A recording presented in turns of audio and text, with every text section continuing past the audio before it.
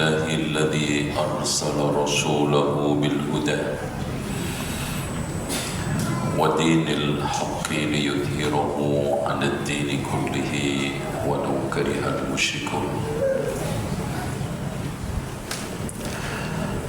أشهد أن لا إله إلا الله وحده لا شريك له وأن محمدا عبده ورسوله. اللهم صل وسلم وبارك على محمد وعلى آل محمد والحمد لله رب العالمين. Ikhwah sekalian, hari ini kita akan menyoal masalah krusial, akan menginformasikan kepada antum wabil khusus yang hadir dan bagaimana sikap yang benar di Islam tentang pajak, khusus pegawai yang terlibat di pajak. Mudah-mudahan dengar. Kalau nggak dengar, yang penting menyampaikan, karena ini sudah nempel di YouTube. Ya.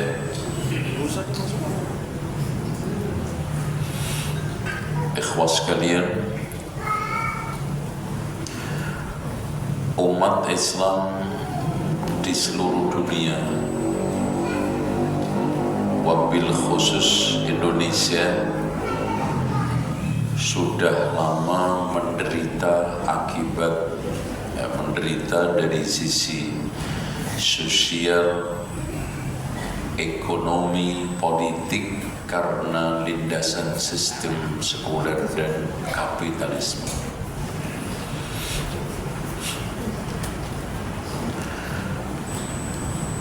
Karena kita sadar atau tidak sadar ternyata telah dikriminalisasi oleh sistem kapitalis. Kenapa? Orang itu bisa dimasukkan penjara gara-gara pajak, gitu. Padahal aslinya nggak ada. Itu kan kriminalisasi sistematik.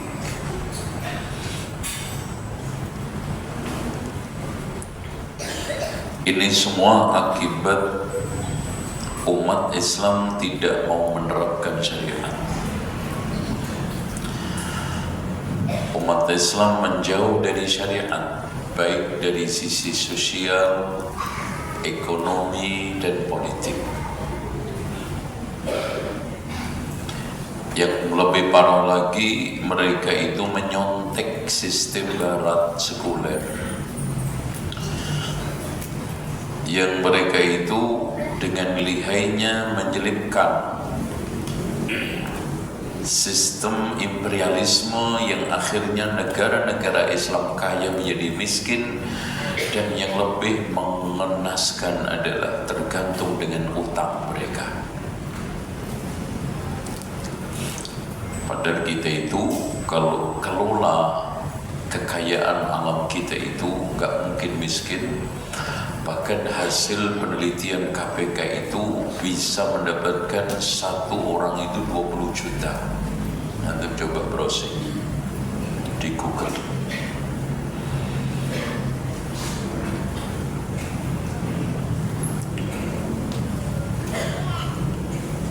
Ya, walaupun sekarang kita sudah menemukan sedikit sinar, sedikit cahaya dengan kebijakan Menteri Keuangan yang berpihak kepada rakyat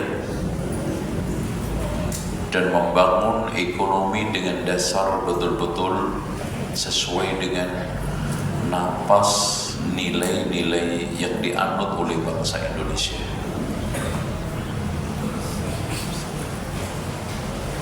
Tapi ini masih proses, masih di dalam perjalanan. Yang namanya orang jalan itu bisa nyampe, bisa enggak. Nyampe tengah tol ke Banan, atau malah bannya hilang, nggak bisa ganti lagi, atau mungkin mobilnya nggak mogok tapi orangnya sakit harus masuk ke rumah sakit sehingga tidak nyampe pada tujuan. Saya di sini porsinya hanya ingin menjelaskan pandangan Islam tentang pajak sebagai bentuk studi komparasi kita terhadap pajak yang dianut oleh sistem sekuler yang sama sekali di dalam kacamata dan pandangan Islam itu sangat tidak adil. Untuk supaya tidak sekedar beropini, coba kita baca undang-undang pajak di negeri kita.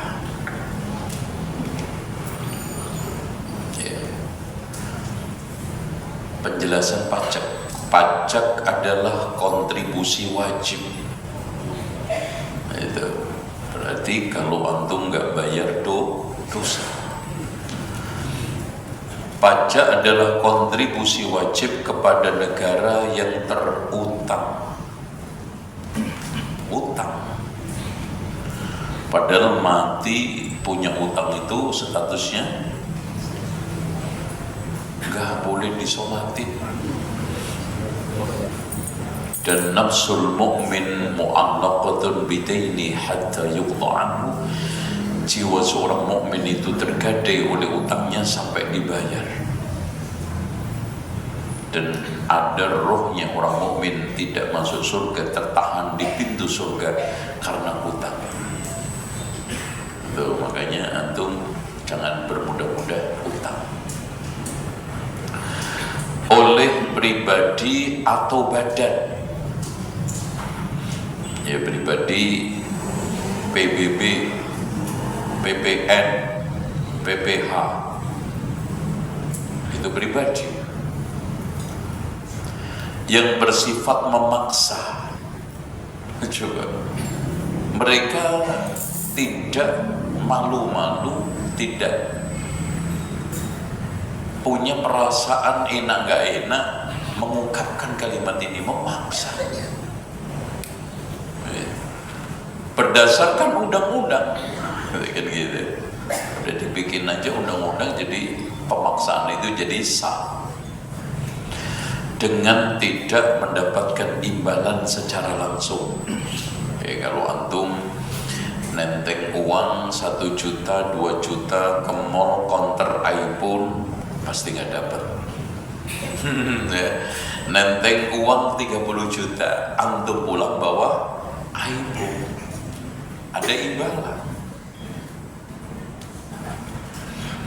Antum bawa uang 1 juta mampir ke resto fulan, antum dapat imbalan, yaitu sekeluarga pulang kenyang. Jadi mereka terus terang mengatakan tidak harus mendapatkan imbalan secara langsung dan digunakan untuk keperluan negara bagi sebesar-besarnya kemakmuran rakyat. Nah, kadang-kadang baginya ini hilang, digunakan sebesar-besarnya kemakmuran oknum. Nah, itu paham? Sudah. Karena di Indonesia itu mengerikan, Pak. Jangankan pajak yang seperti itu, anggaran mencetak mushaf Al-Quran aja dikorupsi. Itu Masya Allah. Makanya setan Eropa itu takut sama setan Jawa. Oh, jangankan setannya, manusianya aja semua menakutkan setan. Gitu kan, gitu. Ada gitu. Masya Allah. Masya Allah.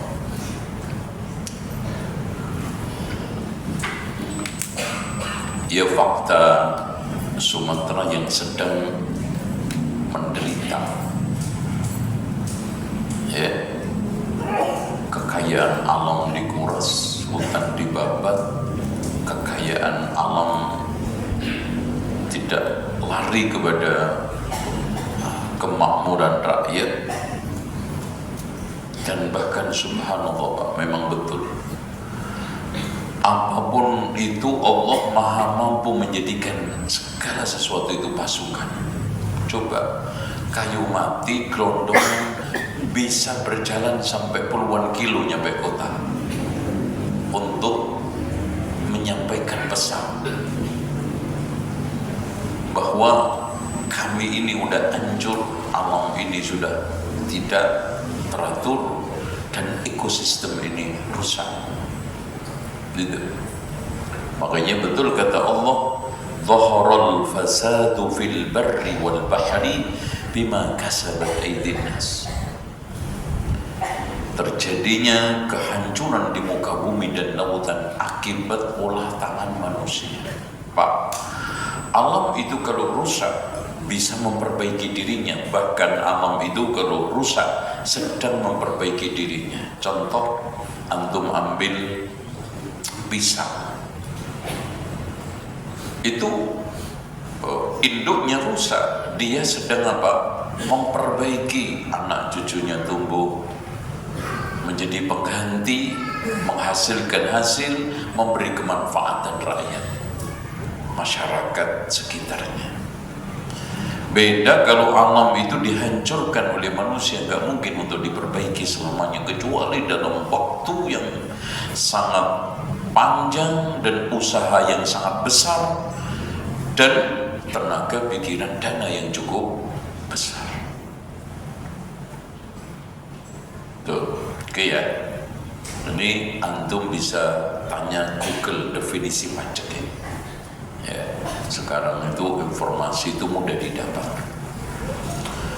Oke. Nah, sekarang kita akan mulai sedikit demi sedikit masuk ke pajak. Ya. Kita akan definisikan pajak. Ya. Pajak, ya, itu di dalam bahasa Arabnya itu berasal dari kalimat dhariba. Ya, dhariba. Dari kalimat dharaba yadribu ay bimakna farada yafridu, sesuatu yang sifatnya wajib. Makanya di sini disebutkan bahwa pajak itu merupakan pungutan yang dikenakan pada properti, tenaga kerja, pendapatan untuk kepentingan negara yang bervariasi menurut undang-undang dan keadaan. Itu pajak. Oleh karena itu menurut para ahli keuangan kontemporer sekarang, pajak adalah suatu kewajiban yang bersifat memaksa, yang wajib dibayarkan oleh seseorang kepada negara sesuai dengan kemampuannya, dengan tidak memperhitungkan manfaat yang diperolehnya dari pelayanan yang diselenggarakan oleh pemerintah dan hasilnya dipergunakan untuk membiayai pengeluaran negara. Makanya di negara itu ada istilah kebijakan moneter sama fiskal. Nah, pemasukan pengeluaran negara ini namanya kebijakan fiskal. Itu berasal dari apa, kemudian dari mana, apa saja yang bisa kita bisa mendapatkan keuntungan, pemasukan, terus pengeluarannya menjadi yang paling pokok adalah RAPBN, terus kemudian menjadi APBN. Ini semuanya kebijakan fiskal. Kalau di dalam pandangan Islam, Fiskal itu hanya didapatkan dari, nanti kita bahas ya. Di antaranya adalah zakat gitu. Intinya bagaimana duluni ala su, konsep krisis yang diletakkan dasar-dasarnya oleh Abdurrahman bin Auf itu hidup, yaitu apa? Ketika Abdurrahman bin Auf hijrah dalam keadaan miskin, karena hijrahnya itu dalam kondisi yang sangat mendadak, sehingga dia ke Madinah itu hanya bawa satu setel pakaian. Dan ini konsekuensi hijrah Bapak Ibu. Jadi hijrah itu bukan hanya sekedar pasang jenggot, katok cingkrang, kemudian setelah itu selesai, enggak. Abdurrahman bin Auf siap kehilangan tanahnya yang hektaran, jaringan bisnis yang dibangun berpuluh-puluh tahun, bahkan beliau itu pedagang ulung sebelum datangnya Islam. Dan yang juga tidak kalah pentingnya, mungkin kepentingan-kepentingan yang sifatnya ekonomi ya, sosial, politik dia tinggalkan. Datang ke Madinah cuma bawa orang dong. Makanya orang-orang Madinah yang sudah masuk Islam kenal banget. Karena apa? Abdurrahman bin Auf itu termasuk kelompok pedagang internasional yang melakukan lawatan dagang rihlat asyita'i wa shaif, dan suka mampir ke Madinah. Jadi kenal siapa Abdurrahman bin Auf itu. Oh, kasihan banget ini orang, ya Allah. Dulu itu konglomerat,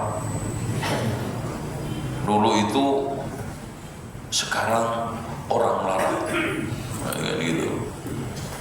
Akhirnya, wahai Abdurrahman, saya punya 3 istri, pilih satunya saya ceraikan. Masya Allah.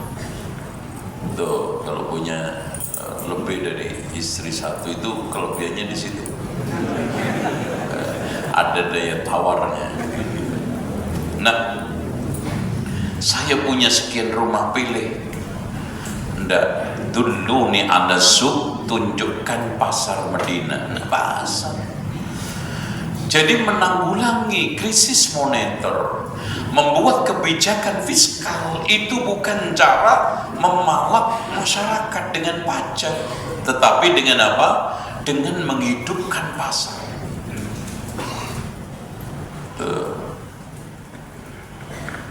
Nah, sekarang kita coba komparasi dengan definisi para ulama pajak itu sekarang.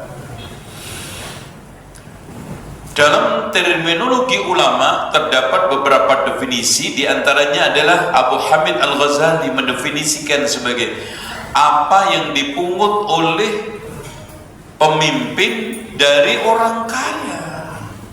Nah, ini baru benar. Jadi nanti syaratnya Masya Allah, jadi lebih hebat lagi, sesuai dengan yang dianggap cukup ketika perbendaharaan negara Baitul Mal sedang kosong, syaratnya itu. Jadi ketika sekarang Baitul Mal, atau kalau sekarang apa Mas yang kosong Mas? BI ya, Bank Sentral nggak punya uang, itu boleh. Tapi dengan syarat, kata Abu Hamid Al-Ghazali, Imam Al-Ghazali, diambil dari orang kaya. PBB, Perserikatan Bangsa-Bangsa, bukan. Pajak bumi bangunan, nggak memandang kaya miskin. Bahkan sekarang Pak, mengerikan. Kalau antum sekarang cek PBB antum rata-rata naik 100%. Antum bandingkan 10 tahun lalu.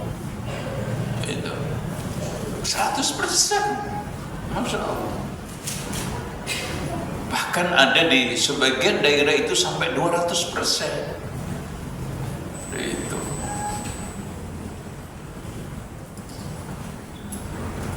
Ini komparasi ya. Saya tidak sedang mengajak antum untuk tidak bayar pajak dulu, ntar dulu itu ya. Ini jangan curiga dulu, kita sedang komparasi, kita sedang mencoba untuk mengulik bagaimana sih sistem perpajakan di dalam Islam. Nah baru nanti lo pakai nggak pakai terserah. Itu kan namanya aja mubal barang sing elek, gitu kan. Atau taklim biasa dibentak-bentak orang alim.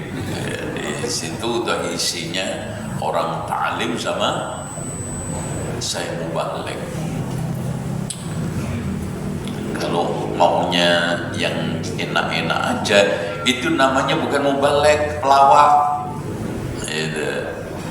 Kalau antum ngaji, bawanya itu senyum-senyum terus, sekali-kali joget, jadi pelawak ngaji. Ya. Dari definisi Imam Al-Ghazali tadi jelas bahwa perbendaharaan negara dan kaya menjadi angle utamanya. Jadi kalau kita itu mencari angle daripada pajak itu di dalam Islam, kaya dan perbendaharaan negara habis. Ya wajib, itu logis Pak. Ketika negara itu nggak punya uang, siapa yang nanggung? Masa orang miskin? Ya orang kaya. Itu. Ya nanti lebih spesifik adalah apa? Pengusahanya. Wong dia diuntungkan oleh negara kok. Ketika negara bonyos ya ikut urun dong. Itu wajar. Oke. Sekarang definisi dari seorang ulama lagi Al-Juwaini. Ya, ini definisi orang kaya dan makmur di suatu negara sesuai dengan ya bahwa apa yang diambil oleh pemimpin dari orang-orang kaya dan makmur di suatu negeri sesuai dengan apa yang dianggap perlu untuk memenuhi kebutuhan. Jadi dari ulama Syafi'i ini sama-sama mengharuskan pajak itu diambil dari orang kaya. Itu nggak boleh dari orang miskin. Ada definisi dari ulama modern yaitu kontemporer mendefinisikan pajak ialah apa yang diwajibkan oleh negara di samping pajak dan kewajiban-kewajiban lain yang ditetapkan oleh Al-Quran dan Sunnah sesuai dengan keadaan masyarakat muslim. Pajak-pajak ini bersifat sementara, jadi nggak bisa permanen. Kenapa sementara? Terbatas pada keadaan yang melatar belakanginya. Contoh negara sedang perang, umpamanya negara antum kayak Rusia perang, yang diprediksi perang itu cuma 2 tahun, ternyata hampir 10 tahun. Ini otomatis ada anggaran negara yang sifatnya di luar kemampuan, di luar dugaan. Maka di sini diambil pajak untuk menutupin supaya perang itu tidak kolap. Nah itu. Kalau sudah perang selesai gimana? Ya sudah. Begitu juga negara sedang mengalami kontraksi ekonomi akibat bencana alam di Sumatera yang ditetapkan sebagai bencana nasional, butuh, maka di sini pemerintah boleh. Terus kalau ada orang yang menanyakan begini, Pak, kalau begitu nanti ada pajak sifatnya dadakan? Enggak. Pos-posnya bisa aja diambil per bulan, tapi posnya hanya untuk itu. Kebutuhan yang sifatnya mendadak, kebutuhan yang sifatnya emergensi. Tuh ya. Oleh karena itu, selain itu dikatakan oleh Islam termasuk makan harta secara batil, sebagaimana yang telah ditegaskan di dalam firman Allah. Itu diantaranya Allah Subhanahu wa ta'ala berfirman, antum lihat di dalam surat An-Nisa ayat 29-30. Ya ayyuhalladzina amanu la ta'kulu amwalakum bainakum bil بالباطل إلا أن تكون تجارة عن تراض منكم ولا تقتلوا أنفسكم إن الله كان بكم رحيما ومن يفعل ذلك عدوانا وظلما فسوف نصليه نارا وكان ذلك على الله يسيرا. Wahai orang yang beriman, jangan kamu makan harta di antara kalian secara batil kecuali dagang, usaha, ada transaksi sah gitu loh Pak. Makanya ada satu kaidah fikih yang bunyinya la yahillu malu ahadin li hadin illa bisababin syar'iyyin. Tidak halal harta berpindah pada tangan orang lain kecuali dengan sebab syar'i. Makanya kalau ada perpindahan tidak ada sebab syar'i, maka itu termasuk kategori makan harta orang lain secara batil. Contoh, pindah secara syar'i apa? Dagang. Pindah secara syar'i apa? Simpan pinjam, apa? Pinjaman. Pindah secara syar'i apa? Wakaf. Pindah secara syar'i apa? Hibah. Pindah secara syar'i apa? Warisan. Kalau ada harta pindah ke tangan orang lain karena contoh pelacuran, syar'i enggak itu? Nah, meskipun ikhlas, bahkan kalau istilah orang Arab jazakumullah khairan, tetap haram. Kenapa? Karena unsur syariatnya nggak ada. Makanya Rasulullah melarang 3 harga: hulwanul kahin, opah dukun. Kenapa? Walaupun Masya Allah bahkan rata-rata pasien itu memberikan upah dukun itu ikhlas nggak? Oh Masya Allah, terima kasih Pak Yai. Ya Mbah, Masya Allah, pokoknya Mbah setelah saya dikasih jabat-jabi ini mantep, dagangan saya laris Mbak. Dan ini hanya sekedar aja Mbak, ini bukan, jangan dianggap pemberian Mbak, ini bagian kecil daripada rasa tulus saya mensyukuri jasa Mbak bisa bikin saya kaya raya doh. Padahal udah bawa gelondongan itu 10 juta masih kecil, ikhlas enggak? Tapi unsur syar'inya enggak ada, jadi apa? Haram. Begitu juga yang lainnya, termasuk meskipun dagangan Pak, tapi yang diperdagangkan itu haram. Contohnya apa? Jual daging babi, jual anjing. Makanya Rasulullah juga melarang harga anjing, gitu kan gitu. Oh, sampai segitu. Ya, makanya di sini transaksi yang lain. Contoh aja transaksi hukum, antum sebagai pengacara membantu kasus sah, antum ambil. Tapi yang benar kerjanya, jangan cuma pengacara, pengacara.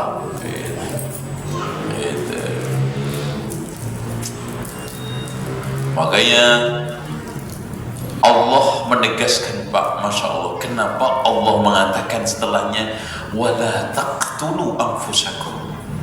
Subhanallah, ini memberikan satu pesan moral, tafsir isyari, bahwa ketidakbenaran kita di dalam memakan harta orang lain akan menyebabkan melayangnya nyawa. Makanya antum cek, tidak sedikit putus silaturahmi, bahkan adik bunuh kakaknya karena apa? Harta. Makanya subhanallah, kenapa Allah mengatakan setelah ayat ya ayyuhalladzina amanu la ta'kulu amwalakum bainakum bil batil illa an takuna tijaratan an taradin minkum wa la taqtulu anfusakum. Allah akhiri ayat itu dengan kalimat yang indah, innallaha kana bikum rahima, ramah dan rahmat selagi antum mengikuti syariat. Kalau enggak, pembunuhan yang terjadi, yang kalau enggak, kekacauan yang terjadi. Dari ayat tersebut, makanya ayat tersebut, wa may yaf'al dzalika 'udwanan wa dzulma, barang siapa melakukan itu penuh dengan permusuhan dan kezaliman, fasaufa nuslihi nara. Jadi konsekuensi memakan harta dengan cara batin, Pak. Sekarang negara mengambil pajak dari masyarakat yang lemah aja dolim, apalagi dimakan sama oknum pajak. Dolimnya itu kayak apa? Wah, berlipat-lipat. Masya Allah. Makanya hati-hati itu pegawai pajak. Jadi dapat gaji normal itu aja hati-hati. Apalagi, nah itu karena Anda sedang berada di dalam jurang pinggiran. Di dalam firman Allah lagi surat Al-Baqarah ayat 188, wala ta'kulu amwalakum bainakum bil batil وَتُدْنُوا بِهَا إِلَى الْحُكَّامِ لِتَأْكُلُوا فَرِيقًا مِنْ أَمْوَالِ النَّاسِ بِالْإِثْمِ وَأَنْتُمْ تَعْلَمُونَ. Ini lagi, wahai orang yang beriman, karena orang yang beriman itu gak patut, Pak, masuk ke dalam perutnya itu sesuatu yang haram. Makanya wa kulu mimma razaqakumullahu halalan thayyiba, surat Al-Maidah ayat 88. Wa kulu mimma razaqakumullahu halalan thayyiba, bukan hanya halal tapi thayyib. Tahu nggak Pak bedanya halal dengan thayyib? Halal thayyib bisa dinikmati.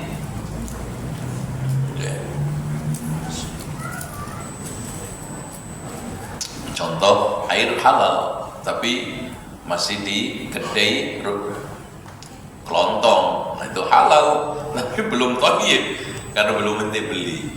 Nah, itu. Wah, itu halal nggak Pak? Halal. Kalau gitu saya boleh Pak minum, beli dulu supaya jadi thayyib. Nah gitu. Ada sekarang Masya Allah jeruan halal nggak? Nah, bagi darah tinggi nggak thayyib. Makanya kalau saya sering suruh milih kaya sabar miskin syukur, enakan mana? Kagak pilih, salah milih ini, bukan ini pilihan Pak. Kaya kalau kaya syukur mah semua orang bisa. Kaya sabar, setiap kondangan ditawari, Pak, Masya Allah Pak silakan dinikmati. Oh maaf Pak, saya nggak bisa makan seruan daging. Masya Allah, sabar ya Pak ya, mudah-mudahan cepat sembuh. Nah, itu namanya kaya sabar. Loh Pak, lagi kemana Pak? Iya Mas, lagi cek ke rumah sakit, kayaknya lagi jantung kumat ini. Masya Allah, sabar ya Pak ya. Itu sabar terus. Nah banyak dokternya yang senang. Alhamdulillah, ini pasien tetap sampai dikasih parcel. Ini pasien paling menguntungkan ini, karena nanti minggu datang gitu ya. Makanya Rasulullah Sallallahu Alaihi Wasallam ketika khutbah haji wada memaklumkan, fa inna dima'akum wa amwalakum wa a'radakum alaikum haramun. Sesungguhnya darah kalian, harta kalian, dan juga kehormatan kalian itu haram di antara kalian. Jadi aslinya darah, harta, kehormatan itu haram kecuali dihalalkan dengan cara syariat tadi. Makanya Pak, kenapa ulama itu akhirnya boleh menghibah ulama lain dengan kepentingan syariat untuk menjaga sunnah Rasulullah. Imam Al-Bukhari itu Pak, orang yang paling sekrit, yang paling tinggi di dalam menghindar ghibah. Maqtabtu ahadan, saya tidak pernah ghibah setelah saya tahu ghibah itu membahayakan pelakunya. Kenapa akhirnya dia harus mengatakan ini adalah perawi kadzab, walaupun Imam Al-Bukhari nggak pernah mengatakan itu. Artinya seorang ahli hadis terpaksa mengatakan ini adalah perawi yang matruk, ini perawi yang tidak layak, lemah, dhaif, karena adanya kepentingan syar'i. Makanya akhirnya halal karena kepentingan itu syar'i lagi. Jadi darah seseorang awalnya haram karena dia berzina, setelah nikah jadi dihalalkan, karena dia itu keluar dari agama jadi halal. Jadi aslinya darah kalian, harta kalian, kehormatan kalian itu haram antar kalian, kecuali nanti dihalalkan oleh syariat. Ada kepentingan syar'inya. Apalagi Rasulullah SAW mengatakan la yahillu malu mri'in muslim illa bitibi nafsin minhu. Tidak halal harta seorang muslim untuk orang lain kecuali karena ada sukarela melepaskan. Dan sukarelanya ini karena pasti ada dasar, tidak hanya sukarela, dasarnya syar'i atau enggak syar'i. Kalau sukarela toh ya tadi orang yang ngasih upah dukun ya senang sukarela itu. Makanya di sana ada namanya, Masya Allah, pernah ada seorang yang dihukum rajam oleh Rasulullah, perempuan, karena zina. Kemudian akhirnya jadi pembicaraan, di antaranya adalah Khalid ibn Walid. Makanya Rasulullah mengatakan, mahlan ya Khalid, sebentar wahai Khalid, jangan lanjutkan. Walladzi nafsi biyadi, demi zat yang jiwaku ada di tangannya, laqad tabat taubatan, dia sungguh telah bertaubat dengan satu taubat, lau tabaha sahibu maqsin la ghufira lahu, andaikan sahibu maqs itu taubat akan diterima. Artinya andaikan sahibu maqsin, orang penarik pajak secara memaksa, jadi pas karena memaksa tadi itu namanya maqs. Makanya dalam bahasa kita itu mangkas, itu bahasa Arab itu, karena ada banyak bahasa Arab yang masuk ke Indonesia tapi ada perubahan dikit, mangkas jadi mangkas. Ada yang bal-balan itu masuk ke dalam bahasa Jawa itu, mulus bahasa Arab, bahasa Indonesia, ridho jadi rela itu bahasa Indonesia, Arab juga. Terus apa lagi? Menghadap, musyawarah, terus apa lagi? Banyak sekali yang masuk ke dalam bahasa ini. Mangkas, mulai tukang mangkas. Coba bayangkan Pak, dosanya tukang mangkas mengambil pungutan retribusi secara memaksa itu setara dengan penzina. Ya, Rasulullah katakan andaikan, bahkan mungkin lebih berat, andaikan tukang mangkas itu tobat, dengan cara tobatnya orang ini akan diterima. Masya Allah, Masya Allah, gak gampang kan? Nah, oleh karena itu hadirin sekalian, kalau kita bicara Kalau memang begitu, operasional negara ini dari mana di dalam pandangan Islam? Kita sedang membahas masalah Islam dan negara Islam ya. Kita nggak bicara pada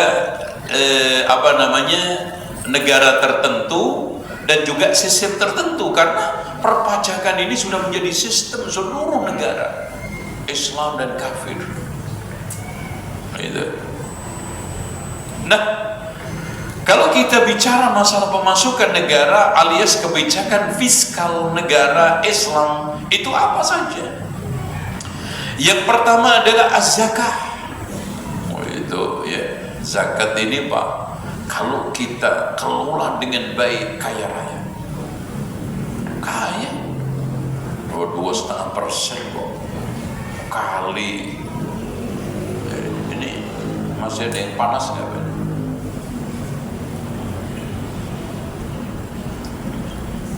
Jadi kaya zakat, ada zakat emas perak, masya Allah itu Freeport itu berapa gelondong gitu zakatnya itu.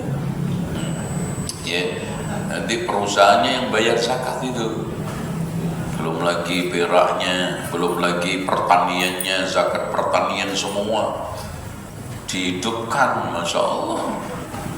Zakat ternak, ada sapi, ada kambing, ya. Pertanian pun bukan hanya beras, ada kedelai, ada madu, masya Allah ya. Ada jagung, itu. Belum zakat-zakat tijarah, perusahaan ini ada ratusan ribu, masya Allah itu. Jadi udah Pak, kaya raya.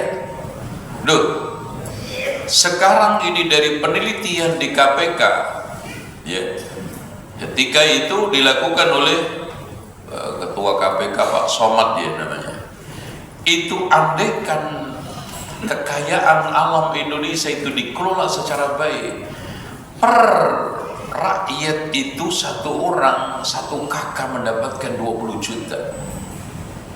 Itu 20 juta, subhanallah.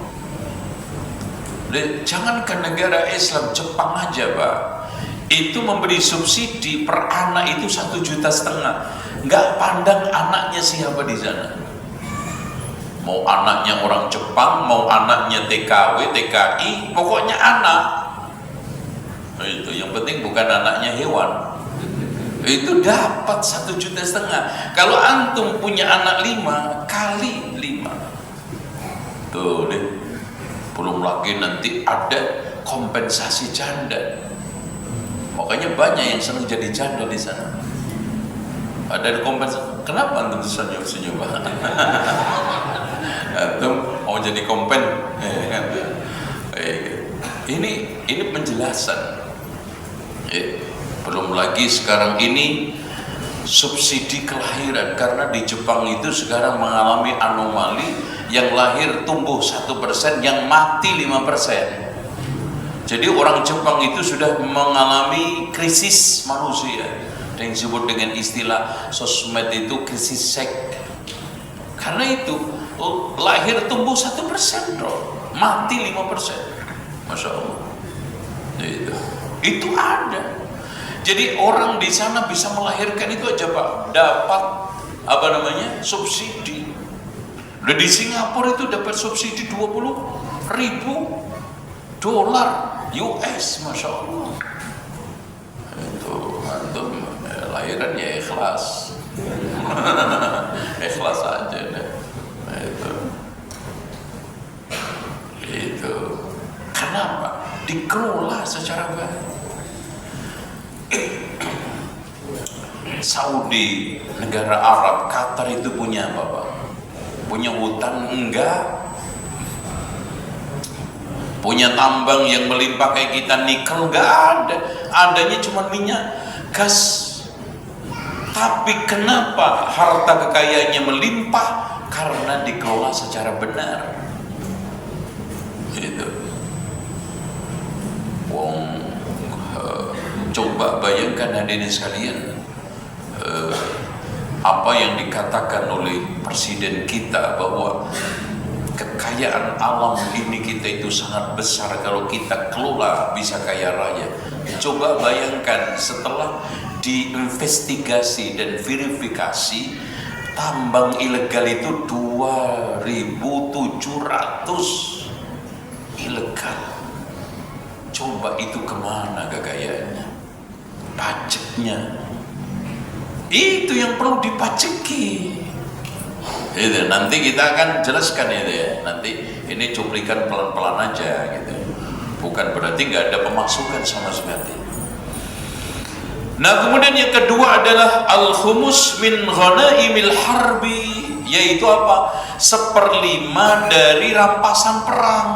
Nah, ini cuman sekarang udah nggak ada perang, yang ada taburan, nggak ada rampasannya. Nah itu, jadi rampasan perang itu dibagi 1/5 Pak. Jadi dibagi 5 ya. 1/5-nya lillahi walir rasul, nanti diletakkan di Baitul Mal, dibagi-bagi kepada masyarakat sesuai dengan kebijakan imam. Nah nanti arba'atul akhmas, yang 4-nya dibagi kepada pasukan. Itu nanti pasukan perang yang ahli strategi dapat sekian, yang bawa kendaraan dapat sekian, yang cuman jalan pakai kaki dapat sekian, gitu. Itu kebijakan. Gitu. Yang ketiga adalah ma yustakhraj minal ardi minal ma'adin warrikas. Nah ini seluruh hasil alam tambang dan temuan-temuan jahiliyah, masya Allah. Ini yang harus kita kelola secara baik. Pak, kenapa Indonesia itu alamnya kaya raya? Karena negaranya terletak di ekuator, yaitu Khatulistiwa. Khatulistiwa itu bahasa Arab dari kalimat al-khatul istiwa'i, garis lurus. Dimanapun kaidah geologi, mana saja negara yang terletak di garis khatulistiwa pasti kandungan mineralnya lebih banyak. Kekayaannya alam melimpah, hewan-hewannya juga macam-macam. Beda dengan kutub, paling juga beruang. Itu namanya beruang kutub. Ikannya aja kalau lagi musim dingin udah dia salam, udah meditasi dia. Itu. Nanti kalau udah musim cair gerak, di kita 24 jam ikan gerak dan kawin terus jadinya. Nah, itu melimpah Pak.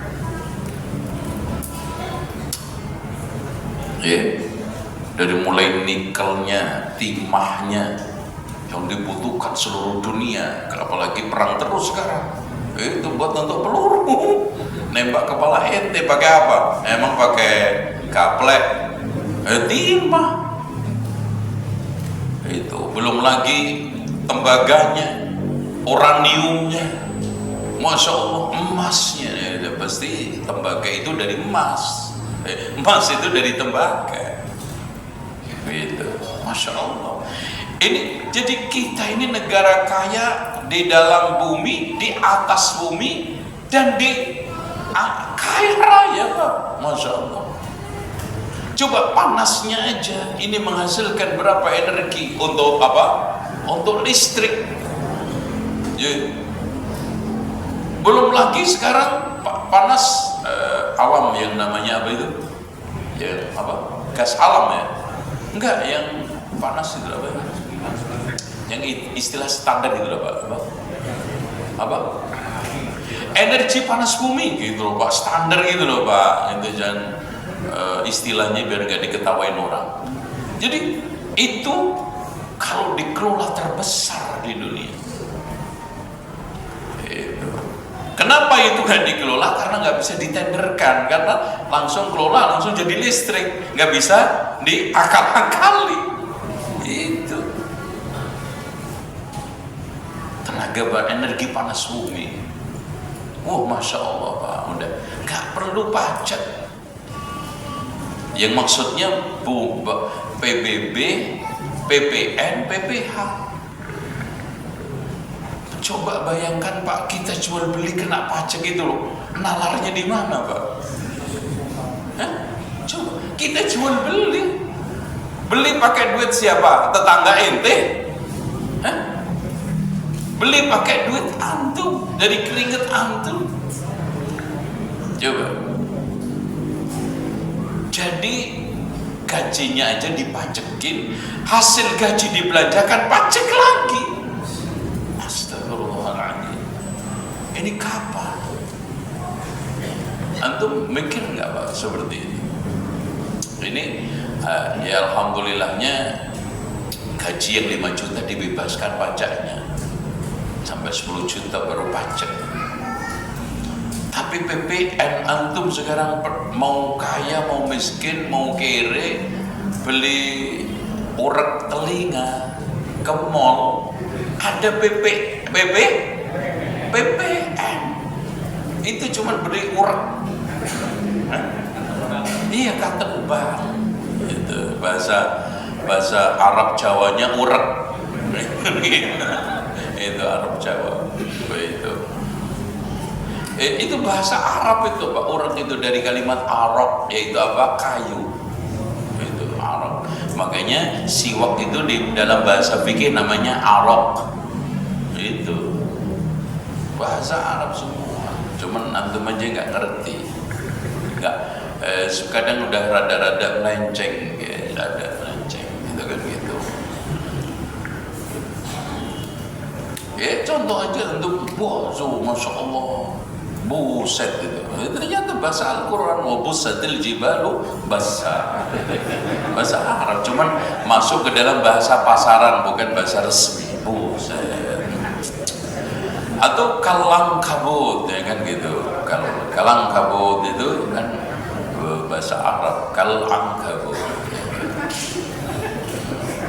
Oh, masya Allah, dia lari kalang kabut. Nah, itu dari bahasa Arab kalang kabut. Itu paham nggak?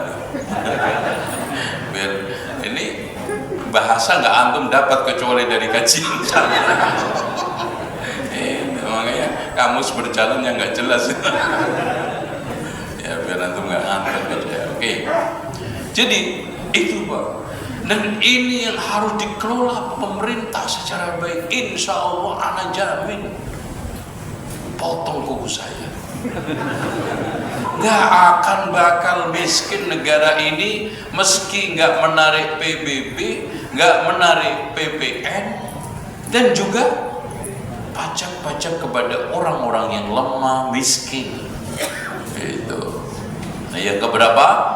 Ketiga dulu. Nah, keempatnya adalah al-jizyah, yaitu apa? Inilah hakikat betul-betul pajak yang ditarik dari orang-orang non-muslim. Orang yang minta suaka, kafir yang mengikat perjanjian, bayar pajak, jaminan. Nah, itu. Makanya ada istilah pembayaran kitas dan yang lainnya, kan nanti ada itu konsekuensi imigrasinya ada itu. Terus yang kelimanya adalah al-kharaju, yaitu hasil dari pungutan harta tanah negara yang dikelola oleh orang-orang non-muslim. Jadi negara kan mendapatkan rampasan perang berupa tanah, berupa bumi, atau mungkin bangunan. Nah, bumi bangunan ini bisa disewakan atau bisa dikelola siapapun, tapi harus memberi masukan ke negara. Itu namanya istilah kharajun. Itu masya Allah. Coba bayangkan Pak, Indonesia itu ternyata selama reformasi itu kehilangan hutan hampir 11 juta hektar. Itu 11 juta hektar ini kalau dikelola dengan baik, oke lah, dilanjutkan aja sebagai tempat untuk dikelola. Nanti negaranya tinggal ambil hasil apa? Hasil retribusinya.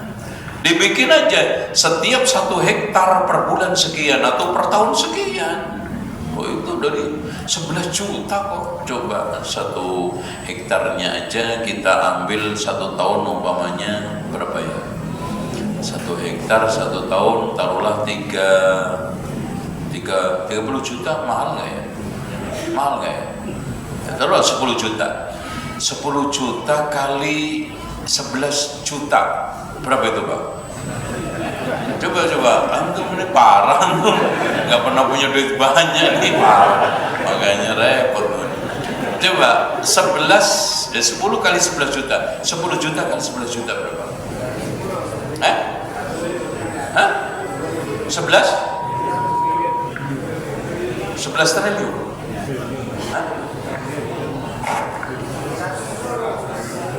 110 triliun itu kalau itu sewa toh itu setahun kalau disewakan. Belum lagi nanti kalau sudah operasi, kan itu operasi usaha, nanti kita kasih pajak lagi gitu. Itu belum lagi nanti jadi CPO-nya kalau kelapa sawit, belum lagi jadi solarnya, ada pajak lagi. Wah, itu jadi hutan saja dengan hasilnya kalau kita rubah menjadi kelapa sawit atau mungkin menjadi yang lain, itu sudah Masya Allah ratusan triliun. Itulah. Belum lagi nanti hasilnya diekspor, dapat lagi dari ekspor impor itu nanti biaya cukai, nah ini dapat lagi. Jadi kita bisa perkirakan itu kelapa sawit saja itu bisa menghasilkan 500 triliun per tahun, belum lagi yang kelapanya. Kelapa sekarang ini komoditas paling bagus diekspor, bahkan sekarang itu menjadi banyak turunannya. Jadi untuk ke apotek, untuk ke obat, untuk ke rumah macam-macam itu bisa nilainya hampir 500 triliun, 1000. Itu Pak, dari komoditas hasil alam aja itu 1 tahun itu bisa 2000 triliun. Itu belum pajak loh Pak, belum pajak perusahaannya. Itu kalau antum hitung kelapanya, terus kemudian palanya, terus kemudian kelapa sawitnya, terus apa lagi Pak yang menghasilkan itu apa aja? Kopinya Masya Allah, terus coklatnya, karetnya, tehnya, Masya Allah, bingung aku. Kok miskin itu, bingungnya di situ Pak. Astagfirullahaladzim, mikir apa ini ya. Makanya betul kata Pak Presiden, per tahun itu bisa 10.000 triliun itu hilang menguap. 10.000 kekayaan negara itu lenyap. Masya Allah, nggak butuh hutang kalau kita kelola dengan baik, nggak butuh pajak kalau kita kelola dengan baik. Tuh, Masya Allah. Nah, yang terakhir ini yang menarik, yaitu al-usyur. Kita terapkan diambil 10% dari semua pedagang. Pengusaha maksudnya di sini, bukan pedagang yang di depan masjid ini. Maksudnya pengusaha. Jadi nanti dari Kadin, dari HIPMI itu nanti didata, kita ambil 10% dari kekayaan dia. Oh, Masya Allah, itu udah clear. Jadi yang diambil jangan dari pembelinya, penjual, pembeli, ditarik PPN. Pengusahanya disuruh untuk bayar 10% usyur. Pengusaha mall ini berapa ribu mall Pak di Indonesia? Beda, ya kan? Terus lagi rumah makan yang distandarkan, nanti dikasih aja standar rumah makan yang bisa diambil 10% itu macam seperti apa, ya. Nah, Tidak semua rumah makan. Nah, yang tidak wajib membayar 10% wajib memberi makan 1 minggu sekali gratis. Siapa yang mampir gratis, mampir gratis gitu. Harus hari Jumat, lapar juga bisa Kemis. Itu apalagi Rebo udah tanggal 23, nah itu seminggu lapar terus. Nah itu Masya Allah, pokoknya Pak, kalau dikelola, tata kelola ekonomi kekayaan itu bagus, Masya Allah. Gemari Pahlo Jinawi tentrem Toto Raharjo adil makmur sentosa baldatun thayyibatun warabun ghafur. Itu percaya deh, percaya sama Islam, percaya sama sistem Islam, kaya. Le Perancis itu Pak, ketika mengalami krisis sangat dahsyat, itu para ekonom-ekonom mengusulkan tinggalkan itu Taurat Injil, ambil Quran khusus untuk membenahi ekonomi. Oh, Masya Allah, clear. Oleh karena itu hadirin sekalian, pajak itu bisa diterapkan dengan berbagai macam syarat. Jadi pajak itu aslinya adalah haram diterapkan kepada kaum muslimin kecuali dengan syarat-syarat tertentu, ya. Karena begini saya ingin jelaskan haramnya itu, kata para ulama, wa ala kulli halin fa inna darbat dhara'ib 'alal muslimin. Sesungguhnya penarikan pajak atas kaum muslimin ziyadatun 'ala zakah min ghairi daruratin syar'iyyatin yaqtadiha waqi'ul hal wa yuqarriruhu 'ulama'u syari'ah, itu adalah haram, dakhilun fi akli amwalin nas bil batil. Jadi menerapkan memungut pajak kepada kaum muslimin melebihi zakat dan tanpa ada darurat syariat, ada darurat yang memaksakan keadaan kondisi, dan itu ditetapkan oleh ulama syariat, maka dakhilun masuk fi akli amwalin nas bil batil, makan harta orang lain secara batil. Wa ya minal mukus, itu termasuk adalah mukus allati ja'atin nusus asy-syar'iyyah bi tahrimiha, telah datang nas-nas syariah yang mengharamkan, wa tu'idu sahibaha bil adabil alim, yang Allah berikan adab pedih bagi para pelakunya. Wa ma dzakarahu al mujizuna lid dharaib min al fuqaha wal muhaddisin min kalamil ulama laysa dakhilan fi suratil dharaib al mafruḍah 'ala al muslimin al yawm. Tolong dicamkan dari pembicaraan ulama fikih tentang pajak yang sekarang ini diterapkan sama sekali tidak masuk. Yang dimaksudkan oleh ulama itu keluar dari konteks yang diinginkan ulama itu, yang keluar dari konteks yang dimaksudkan Abu Hamid Al-Ghazali Al-Juwaini. Bahkan Imam Asy-Syatibi mengatakan, tolong camkan dengan baik ini, idza qarrarna imaman muta'an, kalau kita sudah menetapkan imam yang ditaati, pemimpin yang ditaati, muftaqiron ila takthiril junud, yang kita butuh untuk menambah jumlah tentara, lisati hajati thugur, untuk menutup celah-celah, karena negara kita adalah negara yang luas, maritim, banyak celahnya. Wahimayatil milkil muttasi'il aktor, untuk menjaga kekayaan alam negara. Wa khala baitul mal, sementara baitul mal yaitu bendara atau BI atau bank sentral itu tidak ada uangnya.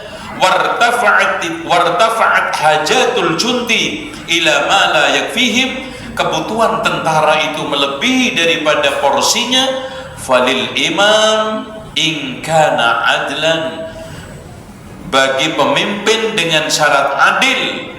Kenapa Pak? Supaya tidak terjadi jur kezaliman di dalam menarik pajak. Adil syaratnya imamnya.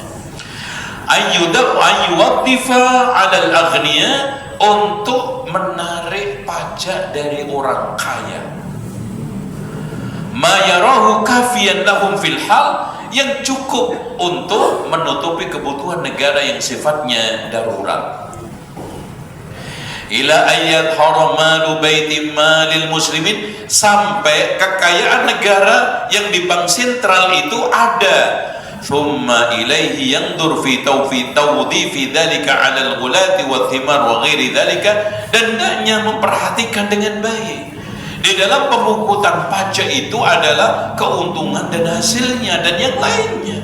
Jangan sampai salah sasar. Kaila yu'addi takhsisun nas bihi ila ihashil qulub, supaya tidak menciptakan kesenjangan akibat orang-orang tertentu kaya raya dengan pajak itu.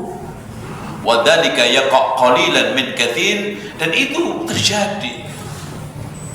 Dan akhirnya terjadilah berbagai macam protes, iri, dengki, kesenjangan yang menimbulkan kerusuhan dan instabilitas, distabilitas.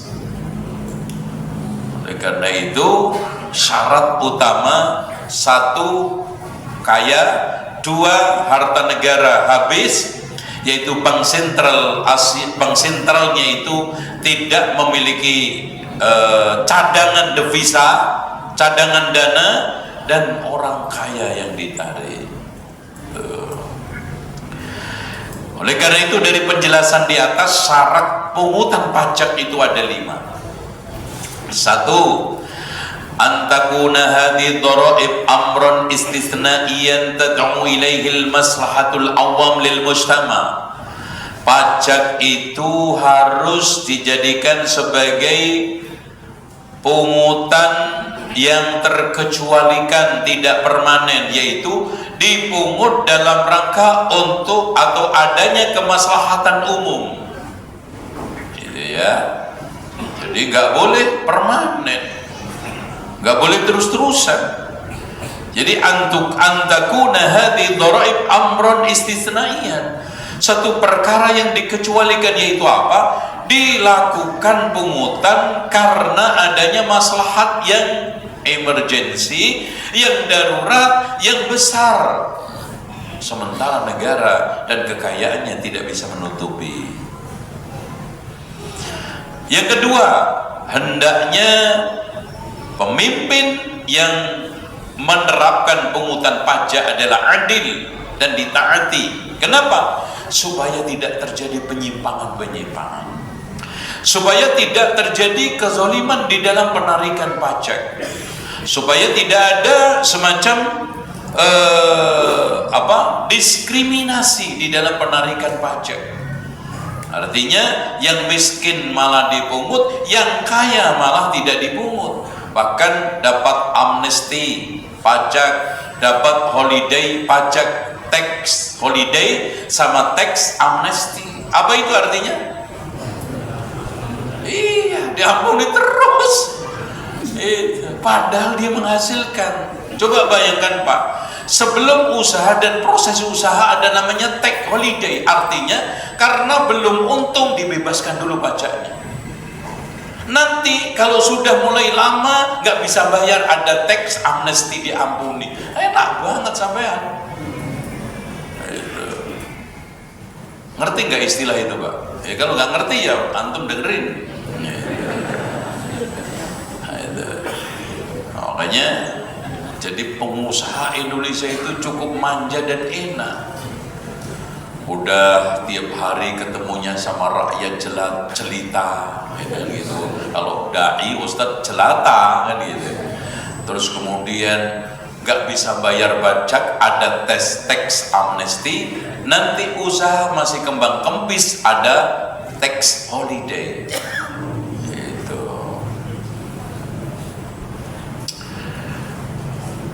Dan selanjutnya nomor 3, alla yakuna hunaka fi baitil mal wal khazinatil amma. Yang syarat ketiga, hendaknya bank sentral atau BI, Bank Indonesia itu tidak memiliki cadangan dana devisa negara.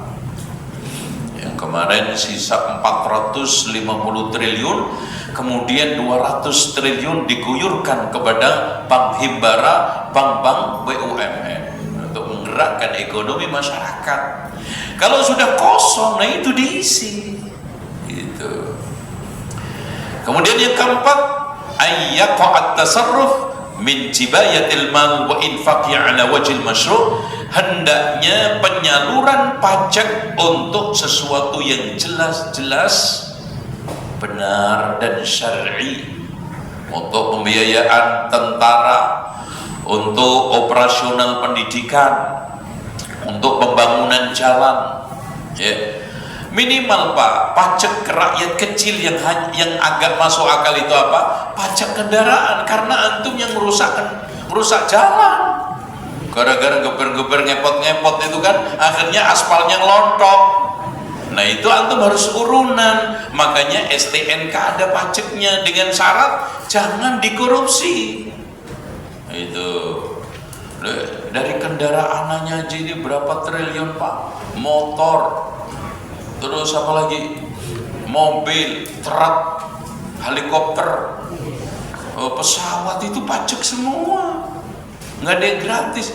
Pesawat itu mendarat parkir aja ada pajaknya. Parkirnya itu mahal, itu 1 jam bisa $10.000 itu buat antum untuk biaya 1 tahun hidup itu sekali parkir itu 150 juta itu. Masya Allah gitu loh Pak.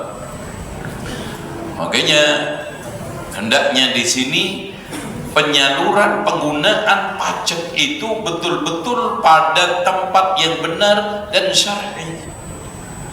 Itu. Nah, yang kelimanya, yang kelima, apa kelima? Hendaknya yang memegang otoritas pajak itu langsung pemerintah, nggak boleh diswastakan, karena negara itu nanti bisa merubah, menetapkan, menghilangkan atau menganulir itu negara itu. Jadi dan hendaknya barang-barang, benda-benda, urusan yang dipajakin itu betul-betul sesuai dengan hajat kebutuhan itu ya, dikelola oleh negara dan salurannya sesuai dengan hajat kebutuhan. Contoh aja, kalau kita sudah atau pemerintah sudah menyatakan cukup pajak tambang, pajak perkebunan sawit, perkebunan teh, perkebunan kopi, coklat, cukup, udah, jangan narik yang lain gitu loh. Nanti pajak kendaraan, Masya Allah Pak, itu udah top banget, itu udah. Saya yakin tanpa PBB, tanpa BPN kaya raya, udah kaya raya. Dengan syarat tadi itu, tambang-tambang dikendalikan, boleh diswastanisasikan, tetapi harus ada konsekuensi. Nanti syarat penambangannya, kedalamannya, kemudian reboisasinya, yang tidak kalah pentingnya penghitungan pajaknya. Jangan ada invoicing mal, yaitu apa? Invoice yang dibikin-bikin 1,5 miliar jadi 10 juta. Coba itu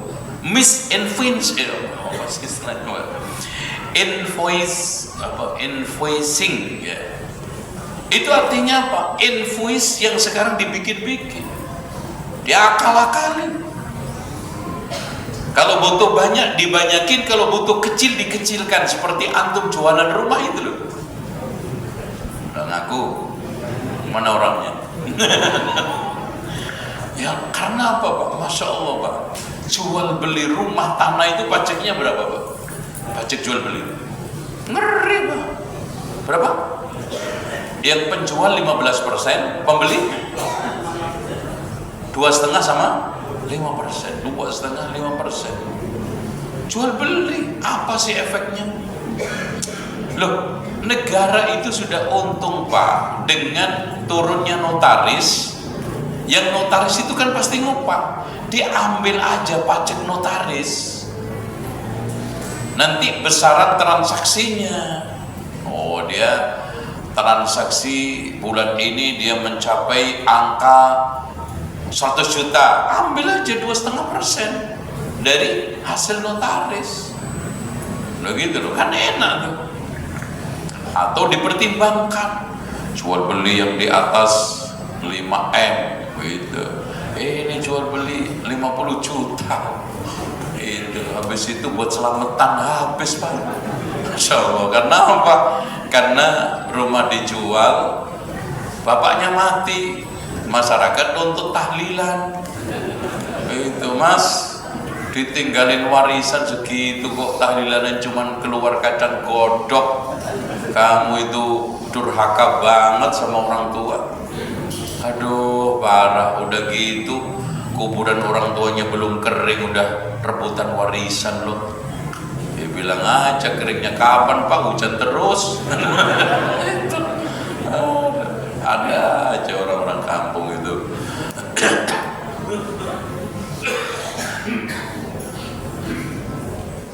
Kuncinya saya closing dengan firman Allah di dalam surat Al-A'raf ayat 98.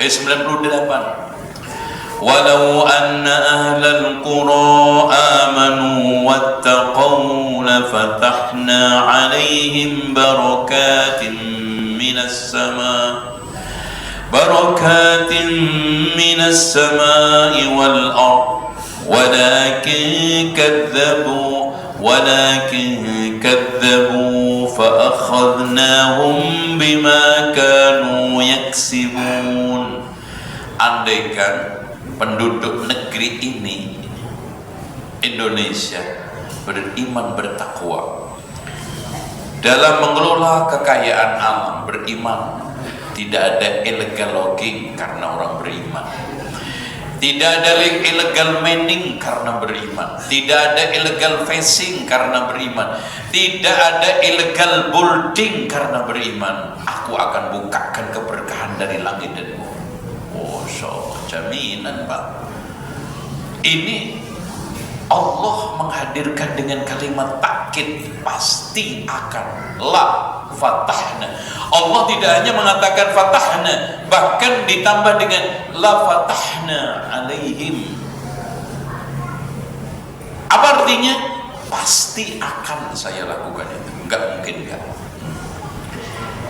Supaya kita tidak teoritik dan menghayal, kita lihat sekarang bagaimana Allah bikin makmur, baldatun thayyibatun, negara yang dikelola dengan baik. Pada zaman siapa itu? Balqis. Allah kasih baldatun thayyibatun pada zaman Abu Bakar, Umar, Utsman, Ali. Allah kasih baldatun thayyibatun wa rabbun ghafur pada waktu pemerintahan Umayyah Abbasiyah. Dan insya Allah besok minggu kita bedah itu bagaimana tata kelola pemerintahan Abbasiyah di Expo Muslim itu ya. Itu yang di mana? Di JCC ya. JC apa? Ya terserah lah pokoknya itu. Nah, coba antum perhatikan Pak, zaman Umar bin Abdul Aziz. Subhanallah. Zaman Umar bin Khattab. Ya. Dan ini suatu realitas yang tidak bisa dibantah, dan ini bukan hanya teori dari Al-Quran dan Sunnah, tapi fakta yang kita bisa baca di dalam lembaran-lembaran sejarah. Ini tadi panas ya. Nah, terakhir nanti zaman Imam Mahdi. Subhanallah. Yang dikatakan oleh Rasulullah SAW, Al-Mahdiyu minni, min itrati, min waladi Fatimah. Imam Mahdi itu dariku, keturunanku, dari anak cucu Fatimah. Ajlal jabhati, lebar jidatnya, aknal anfi, mancung hidungnya. Masya Allah. Nah, makanya nggak mungkin ada Imam Mahdi pesek, apalagi dari Lumajang. Nggak mungkin itu. Nah, kata Rasulullah, yamliku fil ardi sab'an sinin, memimpin 7 tahun. Yamla'ul arda qistan wa adla, memenuhi bumi dengan keadilan dan kemakmuran. Kama muli'at curan wa dhulma, sebagaimana dulunya itu dipenuhi dengan kerusuhan, kejahatan dan kezaliman. Masya Allah, Pak. Sampai Pak, orang nawarin zakat gak ada yang terima. Ada semua kaya, dari pagi sampai sore malam. Mas, antum mau zakat saya enggak? Mas, Masya Allah, melimpah. Itu bukan soal karena Imam Mahdi yang disebut dijadikan oleh Rasulullah semata-mata tanda akhir zaman, tidak, karena dia mengelola dengan adil. Makanya Isa membantunya. Dikatakan oleh Rasulullah apa? Yanzilu Isa bin Maryam hakaman adla. Jadi nanti kepala mahkamah konstitusinya itu Isa, yang menegakkan hukum secara adil. Yanzilu Isa, makanya Isa itu ikut Imam Mahdi, makmum Imam Mahdi. Konteksnya dia tidak menjadi nabi, tapi menjadi umat Imam Mahdi. Dan itu yahkumu, yanzilu Isa bin Maryam hakaman adla. Oh, Masya Allah, Pak. Dan gak usah nanti, Pak, sekarang aja ada imam adil, ana jamin. Gak ada yang bayar zakat dapat orang. Itu las itu penuh semua, gak tersalurkan. Oh, itu Masya Allah. Oh, nyari fakir miskin gak nemu, nyari Ibnu Sabil, orang yang jalan merantau, ditawari duit juga gak mau. Maaf Pak, duit saya juga masih banyak nih, rekening saya penuh. Masya Allah, nyari orang Pak, asnaf 8 itu gak nemu. Subhanallah. Kenapa? Walau anna ahlal qura amanu wattaqaw lafatahna alaihim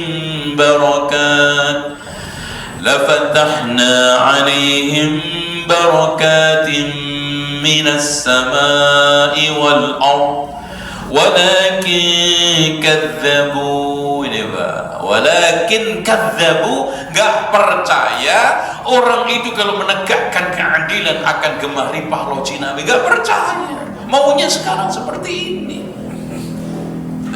Coba mereka itu kalau tidak mendustakan wahyu Allah, mengikuti aturan Allah, bersikap adil, yakin gak usah nunggu Imam Mahdi keluar, Isa turun sekarang.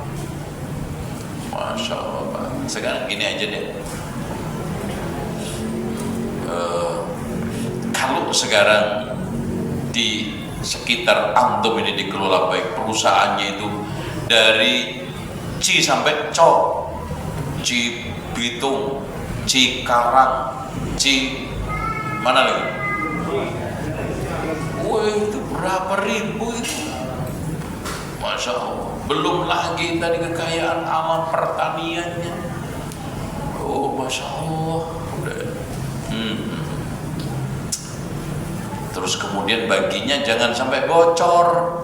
Nah itu dijamin nanti browsing itu. Hasil penelitian KPK, satu orang, satu kakak mendapatkan 20 juta subsidi. Itu ya, walaupun nanti gak perlu gelondongan, bisa aja disubsidikan ke pendidikan, nanti SPP anaknya dapat gratis, disubsidikan lewat kesehatan, disubsidikan 20 juta itu, disubsidikan lewat apa?